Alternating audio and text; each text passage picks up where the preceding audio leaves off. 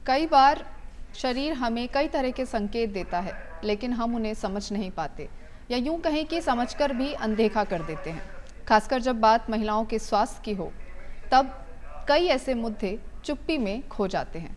नमस्कार दर्शकों, मैं हूं ईशा सिंह और आप देख रहे हैं हेलो डॉक्टर। आज हम बात करेंगे गायनी ऑन्कोलॉजी के बारे में, यानी महिलाओं में होने वाले कैंसर के बारे में।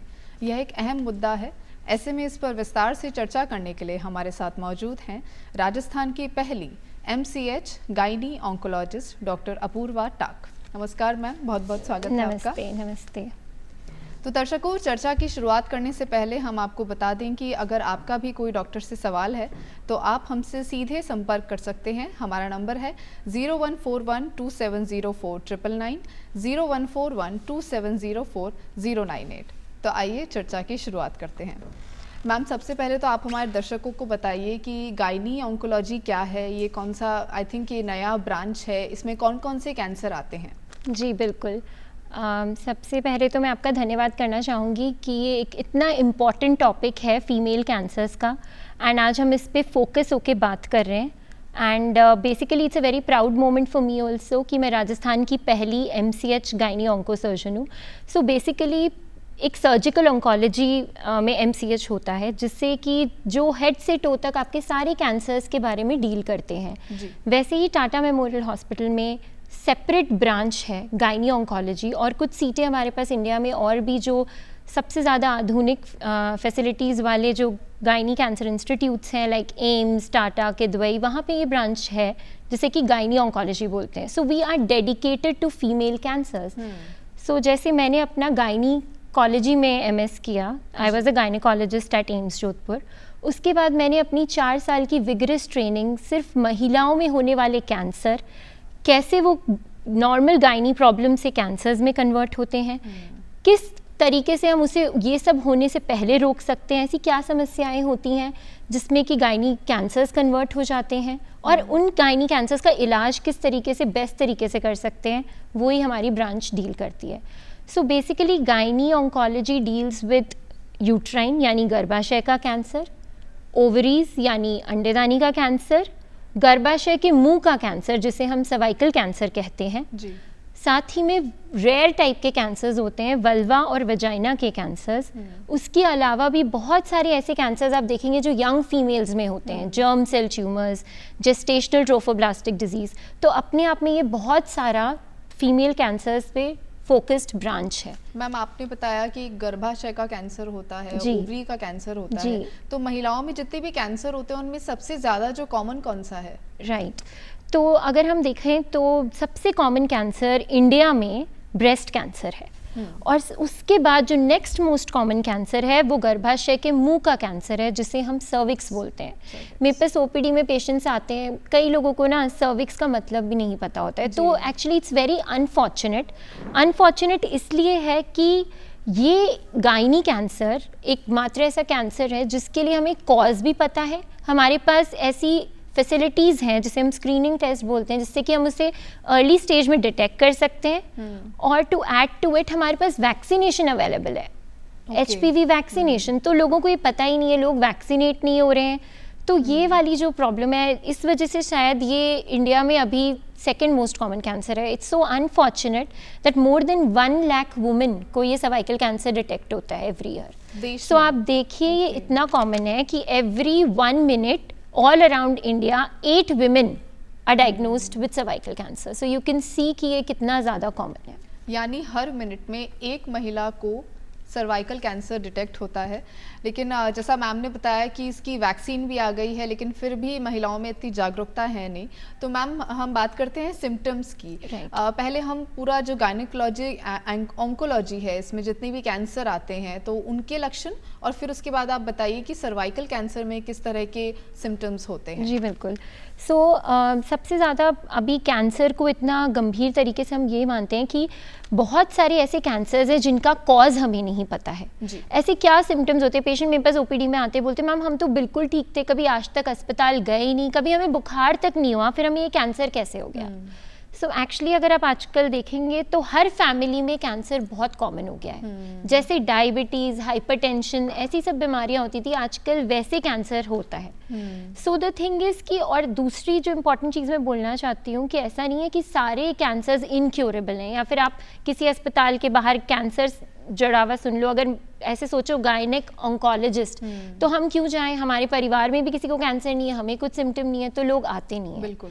सो फीमेल कैंसर्स की अगर मैं बात करूँ तो बहुत सिंपल सिम्टम्स होते हैं। लेट्स स्टार्ट, जैसे अंडादानी का कैंसर अगर हम बात करें, ओवेरियन कैंसर की, तो ओवेरियन कैंसर में क्या होगा, जैसे कि आपकी फैमिली में कुछ कैंसर्स अनुवांशिक होते हैं, उसमें जैसे ब्रेस्ट और ओवरी का पर्टिकुलरली ऐसा कैंसर है जो फैमिलीज़ में रन करता है। तो अगर आप देखते हैं कि आपके परिवार में काफ़ी सदस्यों को ब्रेस्ट कैंसर है ना, ओवरीन कैंसर, या फिर वो कैंसर जो ब्रैका जीन म्यूटेशन होती है, BRCA1 BRCA2, तो ऐसे कुछ जीन्स होते हैं जो फैमिलीज़ में रन करते हैं, तो उस वजह से भी ओवेरियन कैंसर हो सकता है।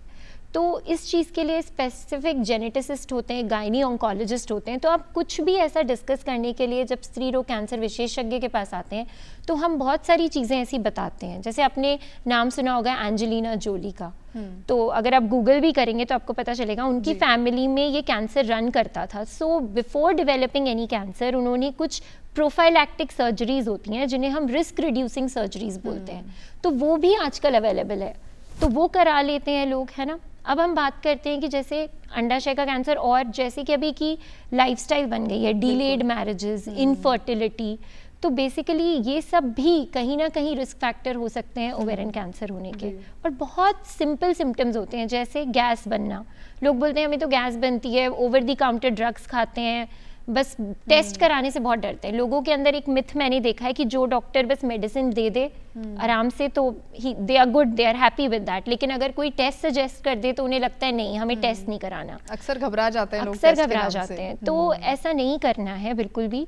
सिंपल सिम्टम्स होते हैं ओवेरियन कैंसर में, जैसे ब्लोटिंग होना, कई बार आपकी सिंपल गैस की दवाई से पेट जल्दी भर जाना, भूख कम लगना, अचानक वजन कम हो जाना, बार बार पेशाब जाने की फीलिंग होना, तो आप सोच रहे हैं कि यूटीआई हुआ है, लेकिन वो ऐसा नहीं है, एक्चुअली कुछ प्रेशर सिम्टम्स डेवलप हो रहे हैं, राइट, पैरों में सोजन आते रहना, तो बहुत सिंपल सिम्टम्स हैं। ऐसा भी देखा गया है कि ओवेरियन कैंसर के अंदर कोई स्क्रीनिंग टेस्ट इतना रिलायबल नहीं है, मतलब लोग भी बस आके पेशेंट्स पूछते हैं मैम ऐसा क्या करें हम कि हमें कैंसर पहले से डिटेक्ट हो जाए। तो डेफिनेटली जैसे मैं आपको बताऊंगी, कुछ कुछ कैंसर्स के लिए हमारे पास स्क्रीनिंग टेस्ट अवेलेबल है। स्क्रीनिंग का मतलब होता है जो फीमेल्स बिल्कुल नॉर्मल हैं, जिनको कुछ नहीं हुआ है, वो जाके टेस्ट कराएं, राइट। और ओवेरियन कैंसर के लिए ऐसा देखा गया है बाहर की स्टडीज़ में कि हम रूटीनली ज़्यादा टेस्ट करा के स्ट्रेस में नहीं डाल सकते, राइट। लेकिन ये जो छोटे छोटे बॉडी में चेंजेस आपको लगते हैं, तो उसके लिए आप अपने गायनेकोलॉजिस्ट, गायनेकोलॉजिक ऑन्कोसर्जन, क्योंकि हमें पता है कि वो कौन सा फेज होता है जब गायनी की सिंपल सिम्टम्स जाके कैंसर में तब्दील हो सकते हैं। और सबसे अच्छी बात ये होती है कि जो लोगों में मिथ है ना कैंसर इनक्योरेबल है, ऐसा नहीं होता। अगर आप स्टेज 1, 2, बहुत सारे टाइप के कैंसर्स होते हैं, कुछ अच्छे टाइप के कैंसर्स भी होते हैं, या तो वो क्योरेबल होते हैं, वो क्योरेबल होते हैं, मानी कि आप ट्रीटमेंट पूरा लीजिए, उसके बाद सारी नॉर्मल लाइफ पॉसिबल होती है। आगे मैं आपको बताऊंगी कुछ कुछ फर्टिलिटी स्पेयरिंग सर्जरीज होती हैं, यानी ट्यूमर्स हो जाने के बाद ओवरी के कैंसर्स हम डिस्कस कर रहे हैं, तो कई ऐसे ओवेरियन कैंसर्स होते हैं, जैसे आप यंग फीमेल्स में आप देखोगे 35 साल की उम्र में, यहाँ तक कि 28 साल की उम्र में ओवेरियन कैंसर्स हो रहे हैं। तो आमतौर पे क्या होता है कि इन्हें हम जर्म सेल मैलिग्नेंसीज बोलते हैं, जो कि काफ़ी हद तक मतलब ऐसी होती हैं कि जब वो पता चलती हैं तो वो कम स्टेज में, एक ओवरी में हो रही है या 2 ओवरी में हो रही है, तो हम यूट्रस प्रिजर्व कर सकते हैं, या फिर हम एक हाथ पे एक ओवरी प्रिजर्व कर सकते हैं, ओवम प्रिजर्वेशन कर सकते हैं।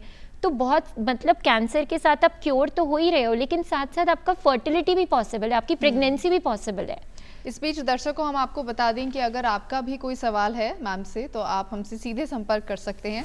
हमारा नंबर है 0141270499, 014127040998।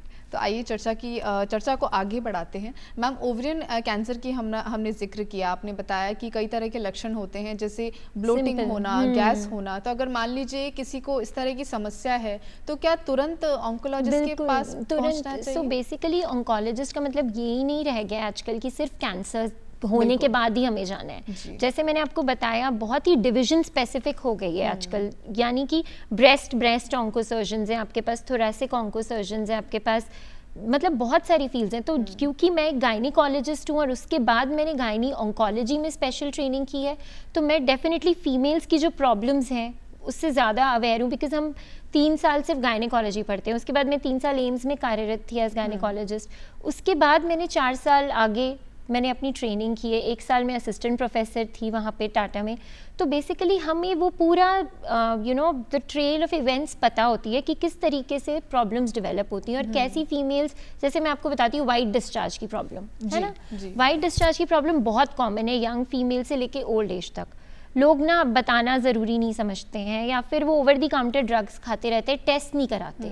अब आप देखिए, ये जो वाइट डिस्चार्ज है ये कहीं ना कहीं आगे चल के, अगर वो HPV वायरस से हो रहा है या फिर आपने स्क्रीनिंग नहीं करी है, तो वो आगे चल के सर्वाइकल कैंसर का रूप ले लेता है।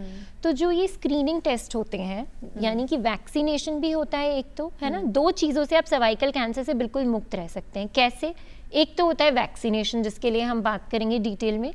दूसरा होता है हर फीमेल को routinely LBC and high risk HPV testing नाम का एक टेस्ट कराना होता है, जो हमारी फीमेल्स कराती ही नहीं है। और इसमें कौन सी एज के बीच कराना चाहिए? So once you are 25 years onwards आप ये टेस्ट करा सकते हो। बिल्कुल, हर साल कराना होता है? हाँ, तो अलग अलग टाइप के टेस्ट होते हैं। कुछ टेस्ट होता है जो कि बहुत ही प्रिलिमिनरी होता है, वो हर 3 साल में कराना होता है। कुछ हायर वैरायटी ऑफ टेस्ट आ गए हैं जो हम 5 साल में एक बार कराना है। तो वो आपके बच्चादानी के मुंह पे, जैसे कि हम सर्विक्स कहते हैं, उसमें कुछ ऐसी सेल्स पकड़ सकते हैं जो आगे चल के, अभी कैंसर नहीं बनता है HPV वायरस से, वो कंटिन्यूस बॉडी में रहता है और वो रहते रहते रहते अगर वो कार्सिनोजेनिक चेंजेस कर रहा है तो उसे बहुत अर्ली, आप सोचिए 10 से 15 साल पहले पकड़ सकते हैं। यानी कि कैंसर बनने से पहले कैंसर पकड़ा जा सकता है। ऐसा तो मुझे लगता है सिर्फ फीमेल कैंसर्स में ही होता है, गायनी कैंसर्स में ही होता है। That is the reason we have this whole new branch of gynae oncology.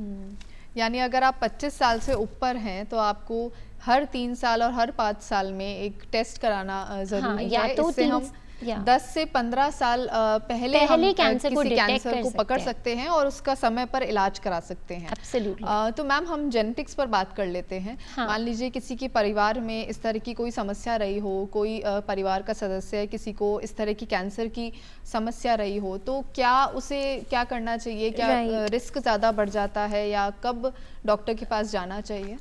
सो जैसे कि मैं आपको बताती हूँ, कुछ फीमेल कैंसर्स के अंदर कुछ 10% कैंसर्स ऐसे होते हैं जो जेनेटिक होते हैं। अब ज़रूरी नहीं है कि आपकी फैमिली में जो कैंसर हुआ है, सपोज मेल्स और फीमेल्स दोनों के अंदर से ट्रांसमिट हुए जीन्स आपके अंदर कोई और कैंसर के साथ प्रेजेंट कर सकते हैं। तो इन्हें बोलते हैं कैंसर सिंड्रोम्स। जैसे अगर मैं फीमेल कैंसर्स की बात करती हूँ तो बहुत कॉमन ब्रैका और लिंच, ये 2 सिंड्रोम्स होते हैं। तो जैसे अगर आपकी फैमिली में, अगर मैं मोटा मोटा तौर से समझाऊँ, मान लीजिए कि जनरेशन में 3 जनरेशन्स हम लेते हैं या आसपास, मतलब सपोज मैं हूँ, ठीक है, अगर मेरी फैमिली में ब्रेस्ट कैंसर की हिस्ट्री है, ओवेरियन कैंसर की हिस्ट्री है, ठीक है, मेल्स के अंदर मेल काउंटर पार्ट्स में प्रोस्टेट कैंसर की हिस्ट्री है, तो कई बार ये जो कैंसर्स होते हैं ये BRCA 1 और 2 जीन म्यूटेशन से होते हैं। तो हम लोग, सपोज आप अपनी कंसल्टेशन के लिए आते हैं तो हम लोग कुछ टेस्ट्स करते हैं, है ना, उसके भी बहुत क्राइटेरिया होते हैं, जेनेटिक काउंसलर के साथ मिलके कुछ टेस्ट किए जाते हैं। सो उससे हम ये पता लगा सकते हैं कि कहीं आपकी जीन्स में BRCA 1 या 2 तो रन नहीं कर रहा है। अगर ऐसा होता है तो आगे चल के आपको कैंसर का बहुत रिस्क होता है। तो उसके लिए कुछ रिस्क रिड्यूसिंग सर्जरीज एंड कुछ स्क्रीनिंग स्ट्रैटेजीज होती है, मतलब नॉर्मल टेस्ट होते हैं जो आपको कॉमन, मतलब ज़्यादा जल्दी करवाने हैं rather than the normal population, जिससे कि हम कैंसर बहुत अर्ली स्टेज में या बनने से पहले डिटेक्ट कर सकें। यानी अगर आपके परिवार में किसी भी सदस्य को कैंसर कोई हिस्ट्री रही हो, ब्रेस्ट कैंसर 3 से ज़्यादा, 2 से 3 है ना, क्योंकि ऐसे हम मानते हैं कि वो 3 फैमिली मेंबर्स में या फिर बहुत यंग एज में सबको कैंसर्स हुए हैं। तो क्योंकि एज के साथ तो क्या होता है, जीन्स में वेयर एंड टेयर होता है, तो वो कैंसर्स हो सकते हैं। लेकिन जब यंग एज में कैंसर्स रन कर रहे हैं, 3 से ज़्यादा फैमिली में लोग हैं उनको कैंसर की हिस्ट्री हो रही है, so then it becomes all the more the reason कि आपको इस टाइप के लिए टेस्ट करना चाहिए। और फिर जेनेटिक काउंसलर जो है वो आपकी बॉडी का पूरा चेकअप करते हैं ऑन्कोलॉजिस्ट के साथ मिलकर, Right. और फिर अगर कोई भी मान लीजिए कोई रिस्क हुआ तो उसे पहले से ही खत्म कर देते हैं। Right. हम आगे बढ़ते हैं। मैम आपने हमने बात की वाइट मैं बस डिस्चार्ज आपको की। एक मिनट जी। रोक के बताना चाहूँगी कि क्योंकि आपने बात किया कि हम मिलके, सो बेसिकली कैंसर का ट्रीटमेंट एक होलसम ट्रीटमेंट होता है, यानी कि मल्टी डिसिप्लिनरी टीम, यानी कि एक जने का नहीं होता है। We take discussions from infertility specialist, geneticist and different branches जब भी रिक्वायर्ड होता है, तो एक पूरा कॉम्प्रिहेंसिव वर्कअप एंड ट्रीटमेंट होता है कैंसर का।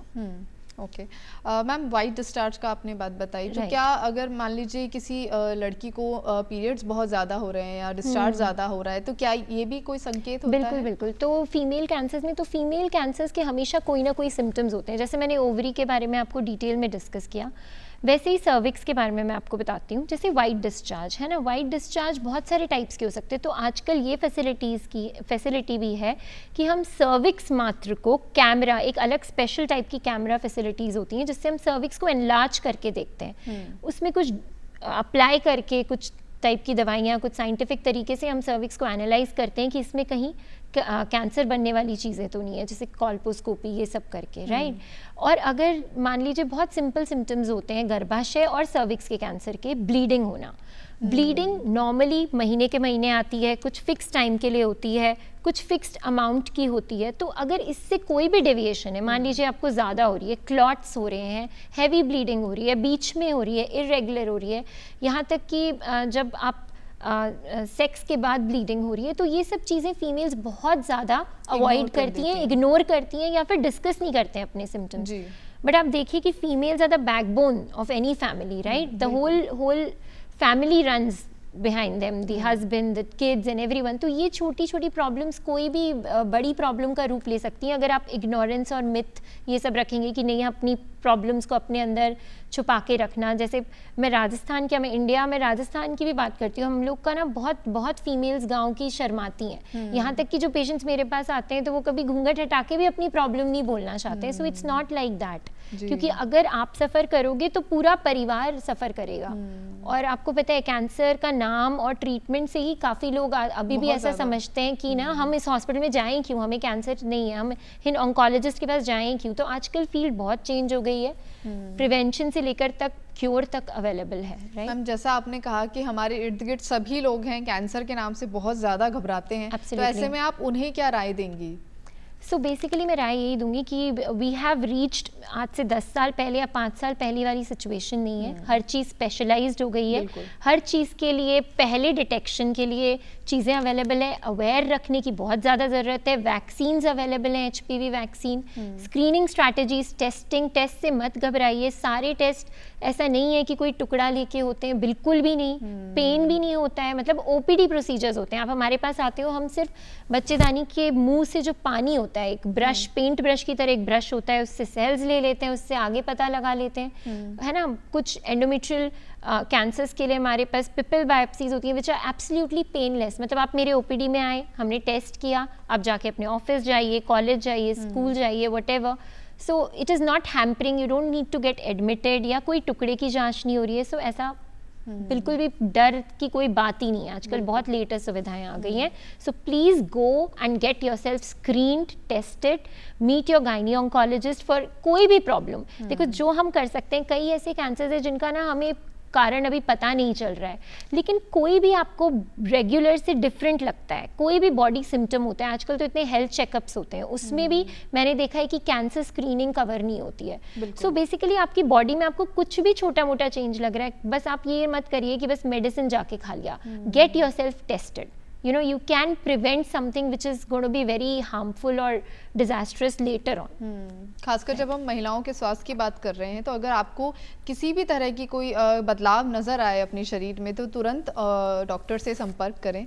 मैम हमने पीरियड्स पर बात की, तो कई हम देख रहे हैं कई लड़कियों को, कई महिलाओं को PCOS की समस्या बहुत ज़्यादा होती है, इसमें इरेगुलर ब्लीडिंग होती है, तो क्या ये अलग है? और फिर आपने बताया कि कैंसर में भी ये सिम्टम्स होते हैं। राइट, देखिए क्या होता है, ये सारी प्रॉब्लम्स जैसे simple problems, ovarian cyst, PCOD, endometriosis, fibroids, ये अगर अनट्रीटेड चलते रहे तो बेसिकली ये सब क्या होता है, ये हार्मोनल इम्बैलेंस होता है आपकी बॉडी में। और कैंसर्स क्यों होते हैं? हार्मोनल इम्बैलेंस, अगर आपने प्रॉपर मेडिकेशन देके उस हार्मोन को सपोर्ट नहीं किया तो वो चीज़ ग्रो होते होते होते उन सेल्स में जो सिंपली हाइपरप्लास्टिक थी उनमें एटिपिया होने लगता है, मतलब वो कैंसरस बनने लगती है, राइट। तो जैसे पीसीओडी आजकल लाइफस्टाइल की वजह से, ओबेसिटी की वजह से पीरियड्स इरेगुलर होते हैं, डिलेड मैरिजेस, डिलेड कॉन्सेप्शन। जैसे मैं एक बहुत सिंपल सी चीज़ बताती हूँ, बहुत डिलेड मैरिजेस होती हैं आजकल, इनफर्टिलिटी की प्रॉब्लम है, बच्चा नहीं होता है। सो बेसिकली इन सब में क्या होता है, ये जो नेचर के तरीके थे कि जैसे आप मानिए ईस्ट्रोजन एक्सेस की वजह से एंडोमेट्रियल कैंसर होता है ना, तो जब प्रेगनेंसी होती है तो वो बहुत सारा प्रोजेस्ट्रॉन सपोर्ट लाती है अपने आप में। जैसे ब्रेस्ट फीडिंग करते हैं तो उससे बहुत सारा प्रोजेस्ट्रॉन आता है, तो वो जो आपका ईस्ट्रोजन का मात्रा है उसको it balances, it kinds of keeps your endometrial lining in place, है ना, वो नॉर्मल रखता है। तो अगर ये अनएक्सपोज्ड कोई भी चीज़ चलती रहेगी, अगर आपको इरेगुलर ब्लीडिंग है, पीसीओडी है, लेकिन आप उसका कोई ट्रीटमेंट नहीं ले रहे हैं, तो वो अनएक्सपेक्टेडली मतलब आपका जो एंडोमेट्रियल लाइनिंग है उसको बढ़ाते रहेगा, है ना। ओवरी के अंदर सेल्स ओवुलेशन इनहिबिट हो के वो ऐसा बनता रहेगा कि आगे चल के वो कैंसर बन सकता है। सो एनी सिंपल प्रॉब्लम, ऐसा नहीं है कि आप उसके लिए कोई कैंसर सर्जन से नहीं मिल सकते। बेसिकली हम gynaecologist and then a gynaec oncologist, so I have specialised into this, यानी हमें पता है कि पीसीओडी होते होते कब ऐसा हो सकता है कि ये प्रॉब्लम ऐसे कन्वर्ट हो, एंड हमें क्या मेडिसिन या क्या ट्रीटमेंट देना है so that there and then हम उस चीज़ को कर्ब कर सकते हैं। मैम पीसीओडी जिन लड़कियों को, महिलाओं को होती है, उनमें ज़्यादा रिस्क होता है कैंसर? हाँ बिल्कुल, इसका रिस्क बन सकता है, अभी नहीं होता, लेकिन वो मैंने बताया ना, वो पीसीओडी आपका हार्मोनल इम्बैलेंस करता है। तो पीसीओडी बहुत कॉमन है, कई बार वो लाइफस्टाइल मॉडिफिकेशन से, कुछ सिंपल ड्रग्स से, या फिर किसी भी चीज़ से आप उसे क्योर कर सकते हो। अगर वो लंबे अंतराल तक चलता रहता है तो वो हार्मोनल इम्बैलेंस करके it can result in ovarian और एंडोमेट्रियल कैंसर्स। यानी अगर पीसीओडी किसी को है तो वो लगातार इसकी जितनी भी मेडिकेशंस हैं वो लेते रहें। और एक्चुअली पीसीओडी अकेले नहीं, फीमेल की जो भी प्रॉब्लम है, जैसे आपने स्कैन कराया, आपने आपका कोई ओवेरियन सिस्ट आया, कितने पेशेंट्स मेरे पास ऐसे आते हैं कि वो ना ओवेरियन सिस्ट हुआ। ओवेरियन सिस्ट के भी बहुत सारे टाइप्स होते हैं। ओवेरियन सिस्ट के लिए भी हम स्पेसिफिक सोनोग्राफीज करते हैं, स्पेसिफिक ट्यूमर मार्कर्स करते हैं, जिसमें हम ये पता लगा सकते हैं कि उस ओवेरियन सिस्ट का कितना रिस्क है कुछ बनने का। कुछ ओरैड्स क्राइटेरिया होते हैं, कुछ स्पेसिफिक कंडीशंस होती हैं कि हमें कब सीटी स्कैन कराना है, कब हमें एमआरआई कराना है ना। तो वो करके हम वो देख सकते हैं कि वो ओवेरियन सिस्ट को अभी ट्रीटमेंट चाहिए, क्या वो आगे चल के कैंसर बन सकती है।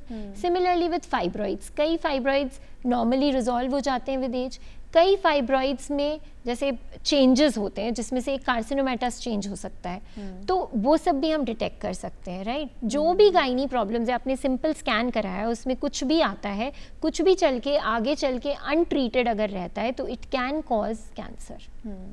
मैम कौन सी ऐसी उम्र होती है जिसमें इसका खतरा बढ़ जाता है? So बेसिकली क्या होता है, age is definitely a risk factor. आप देखेंगे मोस्टली कैंसर्स जो होते हैं वो अभी तक जो होते हैं वो ओल्ड एज में होते थे, लेकिन अब तो खैर मैं क्या ही बात करूं, अब तो यंग कैंसर्स बहुत सारे होते हैं। सो बेसिकली तभी कहीं ना कहीं बोला जाता है कि एज एक रिस्क फैक्टर इसलिए था क्योंकि जीन्स जो होते हैं वो वेयर एंड टेयर जैसे होता है नॉर्मल बॉडी का, वैसे एज के साथ साथ हमारी बॉडी में जीन्स में म्यूटेशंस आते रहते हैं due to various reasons, right. लेकिन अभी तो अब मैंने आपको बताया कई कैंसर्स का अभी तक कॉज हम पढ़ रहे हैं, उसमें से जैसे एचपीवी वायरस है वो यंग एज में भी हो रहा है। तो एचपीवी वायरस का एक्सपोजर जो होता है वो किसी भी सेक्सुअली एक्टिव फीमेल में होता ही होता है। 100 टाइप्स के एचपीवी वायरस होते हैं, सब कैंसर नहीं करते हैं, कुछ 15 हाई रिस्क टाइप होते हैं जो कैंसर करते हैं। अब उसको डिटेक्ट करना ज़रूरी है कि आपकी बॉडी में ये हाई रिस्क स्ट्रेन्स हैं क्या। 15 हमें अभी तक पता है, राइट। तो ये सब देख के इसीलिए हम बोलते हैं कि एचपीवी वैक्सीनेशन ज़रूरी है, यानी कि जैसे आप सबने कोरोना वैक्सीन लिया होगा, जो नॉर्मल लोग हैं उनमें लेना है, राइट। तो नॉर्मल लोग ये एचपीवी के अगेंस्ट इम्यूनिटी डेवलप कर लेते हैं। तो अभी मेरे को पता है कि कितने सारे फीमेल्स होंगे जो एचपीवी वैक्सीनेटेड नहीं है, जबकि हमारा खुद का इंडियन वैक्सीन लॉन्च हो गया है। तो right, we are on the path of unawareness which needs to be turned, और हमें बहुत ज़्यादा अवेयर होना है तो कैंसर शायद हम इतना कैंसर जो हम देख रहे हैं वो इतने नहीं जो होगा। मामले हैं वो उतने नहीं आए अगर हम सभी मिलकर जागरूक हो पाए। HPV वैक्सीन इसकी आ जी, गई है, तो जी। क्या सभी को लेना चाहिए, हर उम्र की महिलाओं को? बिल्कुल। तो देखिए क्या होता है कि अगर हम आइडियल एज की बात करोगे एचपीवी वैक्सीनेशन के लिए, तो आइडियल एज बोली जाती है 9 to 14, right, 9 to 14 years of age. लेकिन जो इसकी मार्केटिंग जो वैक्सीन बनी है वो 9 to 26 ईयर्स ऑफ एज, यहाँ तक कि 45 ईयर्स ऑफ एज तक भी अंडर सर्टन कंडीशंस आप ये वैक्सीन बिल्कुल लगवा सकते हैं, राइट। अगर आप में अगर मान लीजिए किसी को कोई भी दिक्कत नहीं है तो भी आप तभी जाकर- लगाना है। वैक्सीन जी। का होल पर्पस होता है जो बिल्कुल नॉर्मल है। कैंसर होने के बाद वैक्सीन काम नहीं करेगा। वैक्सीन जैसे कोविड जिसको नहीं हुआ उसे प्रोटेक्ट करने के लिए कोरोना वैक्सीन हमने लगवाया, राइट। इसी तरीके से जिन्हें अभी डेवलप नहीं हुआ है, और ये मान के चलिए एचपीवी वायरस सबकी बॉडी में आएगा, जो सबकी बॉडी में यूनिवर्सली प्रेजेंट होगा आफ्टर, जैसे मैंने बोला, सेक्सुअल एक्सपोजर के बाद, है ना। तो बहुत सारी जगह से एचपीवी वायरस आता है, सारे खतरनाक नहीं होते हैं, लेकिन फिर इतना कॉमन क्यों है कैंसर? क्योंकि वो 15 हाई रिस्क स्ट्रेन जो अभी तक हमें पता है, हो सकता है और भी कैंसरजेनिक हो। सो इसीलिए वैक्सीनेशन बहुत ज़रूरी है। और वो डिपेंडिंग इसीलिए हम लोग कंसल्ट, मतलब जब पेशेंट्स हमारे पास, जो नॉर्मल पेशेंट्स नहीं, जो नॉर्मल फीमेल्स हमारे पास आती हैं, तब हम देखते हैं कि किसको कितने डोजेस चाहिए, 1 डोज चाहिए, 2 डोज चाहिए, किसी सिचुएशन में 3 डोज चाहिए, क्या ऑप्टिमल एज है। बहुत सारे क्राइटेरिया को कंसिडर करते हुए हम लोग वैक्सीन प्रिस्क्राइब करते हैं। यानी अगर आप 40 साल से कम उम्र, 45 से कम उम्र के हो तब भी आप वैक्सीन ले सकते हो। जो मैक्सिमम बेनिफिट है वो 9 to 14 ईयर्स में है। बट आई थिंक कि अभी हमारे पास बहुत सारी वैक्सीन अवेलेबल हैं, बहुत नॉमिनल कॉस्ट पे भी अवेलेबल है, बिकॉज इंडियन वैक्सीन जिसने कोरोना वायरस बनाया वही हमारी सीरम इंस्टीट्यूट ने, it's a proud moment for us, we have the cervical cancer vaccine. तो इस तरीके से हमारे पास बहुत सारे ऑप्शंस अवेलेबल हैं, और वैक्सीनेशन और स्क्रीनिंग दोनों जब साथ में चलेंगे तो हम लोग कैंसर को एक ना, WHO ने एक 90-70-90 रूल बनाया था सर्वाइकल कैंसर के लिए। आप देखेंगे यूरोपियन कंट्रीज हैं, Australia, Sweden, so they have kind of eliminated cervical cancer from the country. जैसे पोलियो एलिमिनेशन हुआ था, क्यों? क्योंकि उनका, जैसे एक सिंपल मैं बताती हूँ कि 25th बर्थडे है किसी गर्ल का, सो दे वुड से कि आप आइए, वैक्सीन लगवाइए, अपना स्क्रीनिंग करवाइए, and this is how they have made it a trend. तो हम जब इतनी सेलिब्रेशन करते हैं, हम अपनी हेल्थ के लिए इतना तो कर ही सकते हैं। तो दर्शकों, हमने जाना कि महिलाओं का जो स्वास्थ्य है वो जटिल है लेकिन मुश्किल नहीं है। अगर हम डॉक्टर से सलाह लें तो हम अपने लाइफस्टाइल में कई बदलाव कर सकते हैं और कैंसर जैसी बीमारी से दूर हो सकते हैं। सबसे पहले मैं डॉक्टर का धन्यवाद देना चाहूँगी जिन्होंने बहुत अच्छे टिप्स दिए और हमें वैक्सीन के बारे में बताया, और ये बताया कि हम किस तरह जो बड़े बड़े कैंसर है उनसे बच सकते हैं। उम्मीद है दर्शकों आपको हमारा कार्यक्रम पसंद आया होगा। खुश रहिए, स्वस्थ रहिए। धन्यवाद।